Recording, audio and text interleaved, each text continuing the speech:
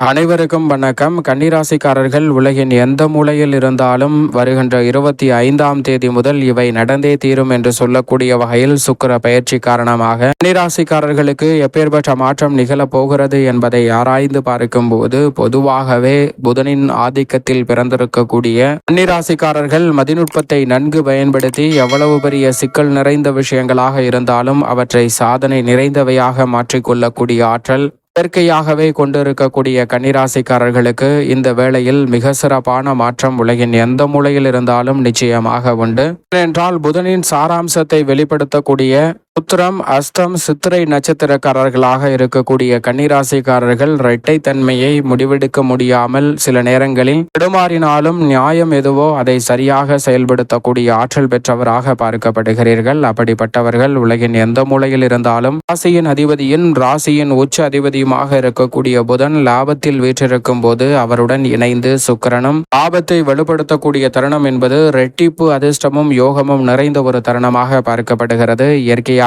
ராசியின் அதிபதியான புதனும் சுக்கிரனும் சுபகிரகங்களாக பார்க்கப்படுகின்றன. சந்திரனும் சுபகிரகமாக இருக்கிறார். சந்திரனின் ஆட்சி வீட்டில் அமர்ந்திருக்கக்கூடிய இந்த தருணம் அதிரடியான மாற்றத்தை ஏற்படுத்தும். ஏனென்றால் ராசியின் அதிபதியான புதனும் சரி சுக்கிரனும் சரி தங்களது பார்வையில் சந்திரனை பகை கிரகமாக பார்க்கின்றனர். ஆனால் சந்திரன் சுக்கிரனையும் ராசியின் அதிபதியான புதனையும் நட்பு கிரகமாக பார்க்கிறார். எனவேதான் மிக சிறப்பான மாறுதல் இந்த வேளையில் அதிரடியாக கிடைப்பதற்கான வாய்ப்பும் சந்தர்ப்பமும் அபரிவிதமாக இந்த தருணத்தில் உண்டு. எனவே இந்த தருணத்தை தவறவிடாமல் சரியாக பயன்படுத்திக் கொள்வது நிச்சயமாக கன்னிராசிக்காரர்களாகிய உங்களது கையில் தான் இருக்கிறது. ஏனென்றால் எந்த ஒரு கிரகமாக இருந்தாலும் பொதுவாக லாபஸ்தானமாகிய 11ஆம் இடத்தில் அமரும் போது அபரிவிதமான வளர்ச்சியையும் முன்னேற்றத்தையும் மனித வாழ்வில் அள்ளி கொடுக்கும். அதிலும் குறிப்பாக நவ கிரகங்களிலே சுகாதிபதி என்று அழைக்கக்கூடிய சுக்கிரன் பொதுவாகவே 2, 5, 7, 9 மற்றும் 11 ஆகிய இடங்களில் அபரிவிதமான நன்மையை அள்ளி கொடுப்பார். அவர் ராசிக்கு 2 மற்றும் 9ஆம் இடத்தின் அதிபதியாகவும் இருக்கிறார். தனாதிபதியாக இருப்பதோடு மட்டுமல்லாது பாக்யாதிபதியாகவும் இருக்கிறார். எனவே அவர் இந்த தருணத்தில் லாபஸ்தானத்தில் ராசியின் உச்ச அதிபதியுடன் இணைந்திருப்பதால் மிகப்பெரிய அளவிலான வளர்ச்சிக்கான வாய்ப்புகளும் சந்தர்ப்பங்களும் உலகின் எந்த மூலையில் இருந்தாலும் நிறைவாக சந்திக்கக்கூடிய முதன்மையான அதிர்ஷ்ட யோக வாய்ப்புகள் இந்த தருணத்தில் உறுதியாகவே கன்னிராசிக்காரர்களாகிய உங்களை தேடி வருகிறது என்பதில் சந்தேகமே இல்லை. அதோடு மட்டுமல்லாது இந்த வேளையில் சுக்கிர தசையோ அல்லது சுக்கிர புக்தியோ அல்லது சுக்கிரனின் நட்பு கிரகமாக இருக்கக்கூடிய புதன், சனி, ராகு, கேது, செவ்வாய், குரு ஆகிய கிரக நிலைகளின் புத்தியோ தசையோ நடைபெறும் போது நீங்கள் நினைப்பதை காட்டிலும் அபரிவிதமான மாற்றத்தை இந்த தருணத்தில் உறுதியாகவே ஏற்படுத்தி கொடுக்க போகிறாருங்க சுக்கிரன். அவர் ஆட்சி பலம் பெற்று வலுவாக சஞ்சரிப்பதை காட்டிலும் லாபஸ்தானத்தில் சஞ்சரிப்பது அபரிவிதமான நன்மைக்கு வழிவகை செய்யும். எனவே இந்த தருணத்தை சரியாக பயன்படுத்திக் கொள்ளுங்கள். ஏனென்றால் மிக வலுவாக புத சுக்கிர யோகம் நிறைவாக கிடைக்கக்கூடிய வேளையில் மிக பெரிய அளவிலான அதிரடியான மாற்றமும் வாய்ப்புகளும் நிச்சயம் நிறைவாக உங்களுடைய வாழ்வில் அடுத்த கட்ட இடத்தை நோக்கி நகரக்கூடிய வகையில் கன்னிராசிக்காரர்களுக்கு அற்புதமான சந்தர்ப்பங்களை ஏற்படுத்தி கொடுக்க போகிறது. தவறவிடாமல் பயன்படுத்தி கொள்ளுங்கள். ஏனென்றால் உறுதியாக உங்களுடைய இலக்கை நோக்கி பயணிக்கக்கூடிய வகையில் வலுவான காரணத்தை பற்றி கொள்ளக்கூடிய சந்தர்ப்பம் நிச்சயமாக கிடைக்க போகிறது. உதாரணமாக இந்த கதையை பார்க்கலாம். இந்த கதை மூலமாக உங்களுக்கான வலுவான காரணம் கிடைப்பதோடு மிக பெரிய அளவிலான மாற்றத்தை சந்திக்கக்கூடிய சந்தர்ப்பமும் உறுதியாக கன்னிராசிக்காரர்களை தேடி நிச்சயமாக வரும். ஒரு அழகான குடும்பம் ஒன்று இருக்கிறது. தாய், தந்தை மற்றும் ஒரு அழகான பெண் குழந்தை என 3 பேர் மிகுந்த மகிழ்ச்சியுடன் வாழ்ந்து கொண்டிருக்கிறார்கள். அப்படி வாழ்ந்து கொண்டிருக்கும் போது இவர்கள் ஒரு விபத்தில் சிக்கிக் கொள்கின்றனர். அப்படி விபத்தில் சிக்கிக் கொள்ளும் போது அந்த தாய் இறந்து போகிறார். அந்த தாய் இறந்ததற்கு பிறகு தந்தை ஒருவரே தனியாக நின்று தனது மகளை வளர்க்க ஆரம்பிக்கிறாருங்க.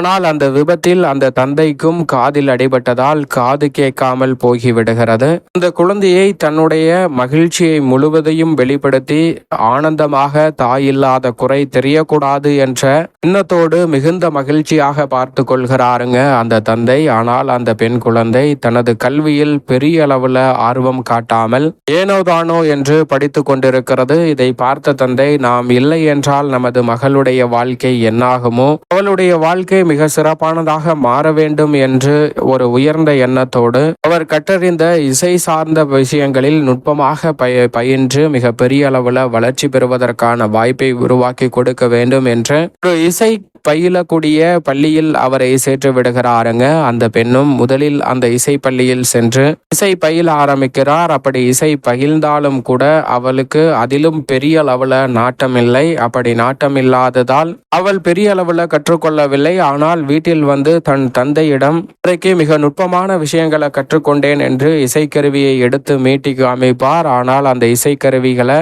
போலியாக தான் செய்வார். ஏனென்றால் தனது தந்தைக்கு காது கேட்காது என்ற உண்மை அவருக்கு நன்றாக தெரியும். எனவே நடிப்பார். அதை பார்த்து இசை ஞானம் கொண்ட தந்தையோ தனது மகள் நடிக்கிறார் என்பதை தெரிந்தும் அவள் மனம் வருத்தப்படக்கூடாது என்று மகிழ்ச்சியாக இருப்பது போல் அவர் வாசிக்கக்கூடிய இசையில் மகிழ்ச்சி அடைவது போல் நடிக்கிறாருங்க.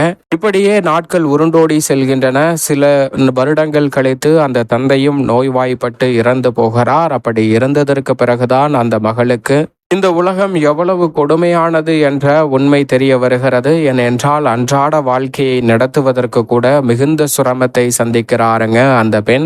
அப்போது தன்னுடைய அன்றாட வாழ்க்கையை நடத்துவதற்கு கிடைத்த வேலைக்கு சென்று ஏனோதானோ என்று வாழ்க்கையை நடத்தி கொண்டிருக்கிறார். அப்போதுதான் தனது தந்தை பற்றிய உண்மையான ஒரு செய்தி அவருக்கு தெரிய வருகிறது. அது என்னவென்றால் அவருடைய தந்தை ஒரு மிகப்பெரிய இசை கலைஞராக இருந்திருப்பார் என்ற உண்மை. அந்த உண்மை தெரிந்ததற்கு பிறகு தான் அவர் மிகுந்த மனவருத்தம் அடைகிறார். ஏனென்றால் நான் இசையை நன்றாக கற்றுக்கொண்டேன் என்று வாசிக்கும் போதே தந்தைக்கு தெரியும். ஆனால் அவர் போலியாக நம்மளிடம் நடித்து விட்டாரே என்ற உண்மையை உணர்ந்து கொள்கிறாருங்க. அதற்கு பிறகுதான் மிகுந்த கவனத்தோடு வெறித்தனமாக தனது தந்தையை எப்படியாவது உண்மையாக மகிழ்வித்து ஆக வேண்டும் என்று பல நுட்பமான இசையை அந்த பெண் கற்றுக்கொள்கிறார். அப்போது அந்த மாநகரத்தில் ஒரு மிகப்பெரிய இசை போட்டி நடப்பதாக அறிவிப்பு வெளியாகிறது. அந்த இசை போட்டியில் பங்கு பெற்று வெற்றி பெறுகிறவர்களுக்கு மிகப்பெரிய பரிசு தொகையும் வழங்கப்படும் என்ற அறிவிப்பும் வெளியிடப்படுகிறது.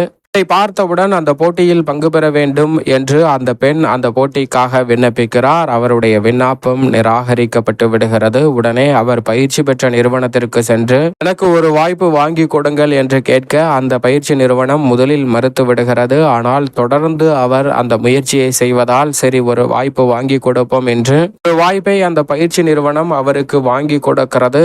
இப்படி அந்த போட்டி நடைபெறும் நாளும் வருகிறது. முதலில் பல இசை கலைஞர்கள் இசையை மீட்ட ஆரம்பிக்கின்றனர். அவர்களுடைய இசையில் மக்கள் கூட்டம் மெய்மறந்து போய்விடுகிறார்கள். 10-15 கலைஞர்களுக்கு மேல் இசையை மீட்டியதற்கு பிறகு 5-6 நபர்கள் மிக சிறப்பாக மீட்டியிருக்கிறார்கள். இவர்களில் யாரை தேர்வு செய்வது என்று தெரியாமல் தேர்வு குழுவினர் குழம்பி போகின்றனர். அப்போது இறுதியாக ஒரு 3 நிமிடம் கிடைத்தால் அதை நாம் தேர்வு செய்து விடலாம். கடைசியாக அந்த பெண்ணிற்கும் ஒரு வாய்ப்பு கொடுங்கள், 3 நிமிடம் மட்டும் வழங்கப்படும் என்று சொல்லி அந்த பெண்ணை அந்த இசையை மீட்டுவதற்காக அந்த வாய்ப்பு வழங்கப்படுகிறது. அந்த பெண் அந்த மேடைக்கு வந்து இசையை மீட்ட துவங்குகிறார். அப்படி இசையை மீட்ட துவங்கியவுடன் மிக பெரிய அளவில் நுட்பம் கொண்ட வல்லுநர்களால் கூட வாசிக்க முடியாத அளவிற்கு இசை நுட்பமாகவும் நுணுக்கமாகவும் இருக்கிறது. அந்த இசையை கேட்டு மக்கள் கூட்டம் அப்படியே மெய்சிலிருத்து இசை மலையில் அப்படியே உறைந்து போகின்றனர். 3 நிமிடம் வழங்கப்பட்ட சூழலில் 6 நிமிடம் ஆகியதற்கு பிறகும் அந்த இசையை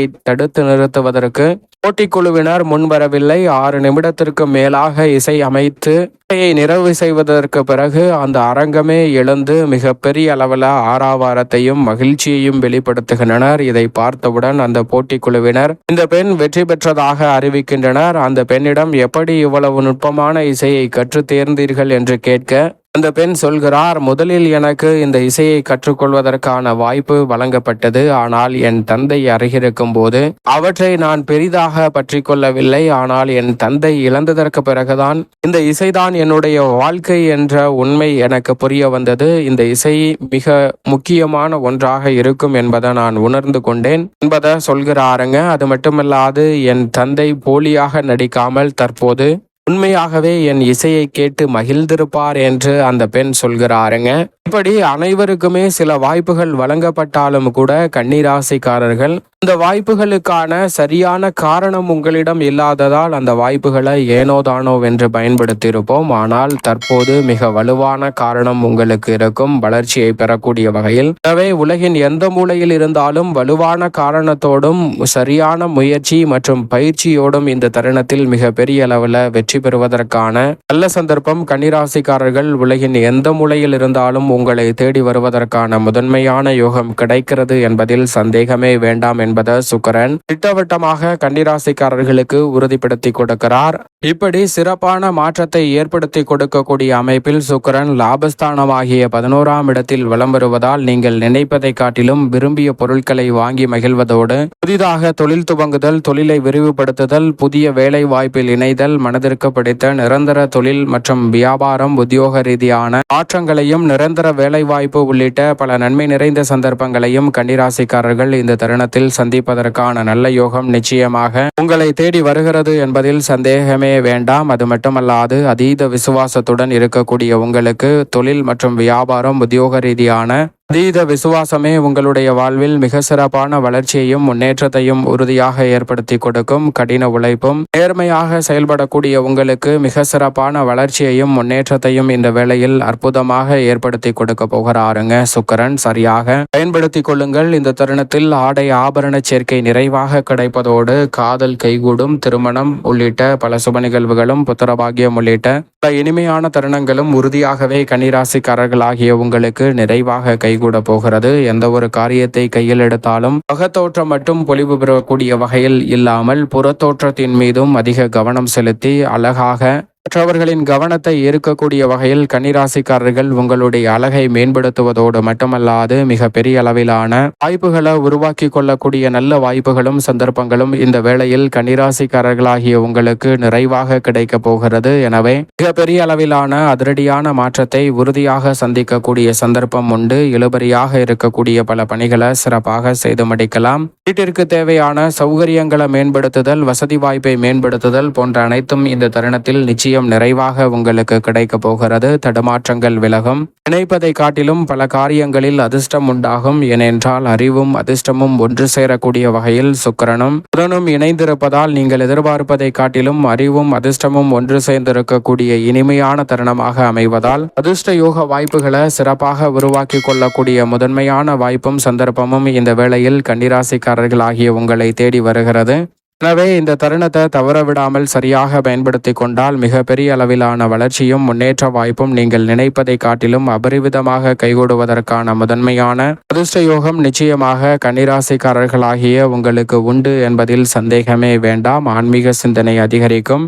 ஆன்மீகம் சார்ந்த பணிகளில் சற்று கூடுதல் கவனம் செலுத்துவதற்கான சந்தர்ப்பமும் நிறைவாக கிடைக்க போகிறது. இப்படி பல நன்மை நிறைந்த வாய்ப்புகள் உலகின் எந்த மூலையில் இருந்தாலும் நிறைவாக கிடைத்தாலும் கூட மற்றவர்களுக்கு ஜாமீன் கொடுப்பதில் கவனம் தேவை. அதுபோன்று அதிக நேரம் கண்விழித்து பணியாற்றுவதை தவிர்ப்பது நல்லது. சவால் நிறைந்த பணிகளை மேற்கொள்ளும் போது சின்ன சின்ன குழப்பம் வரலாம். நிதி சார்ந்த பிரச்சனைகளும் சில விரய செலவுகளும் ஏற்படலாம். உடல் நலத்தில் கூடுதல் கவனம் தேவை. 5ஆம் இடத்தை வலுவாக புதனுடன் இணைந்து பார்ப்பதால் உடன் பிறந்தவர்களை இடையே மனக்கசப்பும் எதிரிகள் அதிகரிப்பதற்கான சூழலும் உருவாகலாம். பயணம் அதிகரிக்கும். எனவே பயணங்களை நன்கு திட்டமிடுதல் உங்களது கையில் தான் இருக்கிறது. கன்னிராசிக்காரர்களுக்கு கடன் சார்ந்த சுமை குறையும் என்றாலும் கூட புதிய கடன் உருவாகுவதற்கான சூழல் உண்டு. எனவே கவனத்துடன் இருங்க. முன்கோபத்தை தவிர்த்து நிம்மதி பெற வேண்டும் என்றால் சற்று விழிப்புணர்வுடன் செயல்படுங்க. பொறுமையாக சில பணிகள் கன்னிராசிக்காரர்களுக்கு நடைபெற்றாலும் கூட அவை நேர்த்தியாக அமையும். எனவே பொறுமையாக இருக்கிறது என்று அவசரம் காட்ட வேண்டாம்.